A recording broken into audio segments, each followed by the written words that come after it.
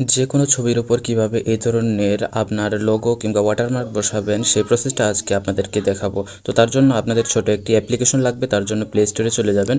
Play স্টোরে গিয়ে search বাটনে গিয়ে লিখবেন pixel lab, PIX pixel lab লিখে সার্চ দিবেন। পিক্সেল ল্যাব লিখে সার্চ দিলেই প্রথমে যে অ্যাপ্লিকেশনটি আসবে এটি হচ্ছে পিক্সেল ল্যাব অ্যাপ্লিকেশন। এটি ইনস্টল করে নেবেন। তো আমার ইনস্টল করা আছে, এই জন্য এখানে আপডেট দেখাচ্ছে। আপনারা এটাকে ইনস্টল করে ওপেন করে নেবেন। পিক্সেল ল্যাবটি ওপেন হয়ে যাওয়ার পর আপনার গ্যালারিতে চলে যাবেন এবং গ্যালারিতে চলে যাওয়ার পর আপনার যেই ছবিতে আপনার লোগো কিংবা ওয়াটারমার্ক বসাতে যাচ্ছেন সেটাতে চলে যাবেন। সেটাতে যাওয়ার পর এখানে শেয়ার অপশনে যাবেন। শেয়ার অপশনে গিয়ে আপনি পিক্সেল ল্যাব অ্যাপটি ওপেন করে নেবেন। এখান থেকে আপনার ছবিটি সিলেক্ট করে নেবেন এবং এই ধরনের একটি ইন্টারফেস আপনার সামনে চলে আসবে। আপনাদের এখানে অন্য ধরনের ইন্টারফেস আসতে পারে, কারণ আমি পিক্সেল ল্যাবের একটি মডিফাই ভার্সন ইউজ করতেছি। আপনারা প্লে স্টোরের একটি পিক্সেল ল্যাব ব্যবহার করতেছেন এই জন্য।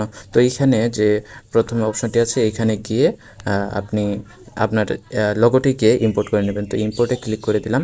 ইম্পোর্টে দেওয়ার পর দেখুন আমি এখানে একটি পিএনজি তৈরি করে রেখে দিয়েছি। আপনারা এই ধরনের পিএনজি তৈরি করে নিতে পারবেন। তো এই ধরনের পিএনজি কীভাবে তৈরি করবেন সেটা পরের ভিডিওতে আপনাদেরকে দেখিয়ে দিব। তো আমি এখান থেকে একটি পিএনজি সিলেক্ট করে নিলাম। পিএনজিটি সিলেক্ট করে নেওয়ার পর এইভাবে চলে আসবে। তো এটাকে এখন আরও ছোট করে দেব এবং আপনার প্রয়োজন মতো আপনার যতটুকু ইচ্ছে সেই ধরনের দিয়ে এবং পিছনে যেখানে ডার্ক সার্কেল আছে সেখানে আপনার যেই লোগোটি আছে এটি বসিয়ে দেবেন, অথবা আপনার লোগোর কালার যদি হয় ব্ল্যাক তাহলে যেখানে সাদা আছে সেখানে বসিয়ে দিতে পারবেন। তো আপনি আপনার লোগোর কালারটাও এখান থেকে চেঞ্জ করে নিতে পারবেন।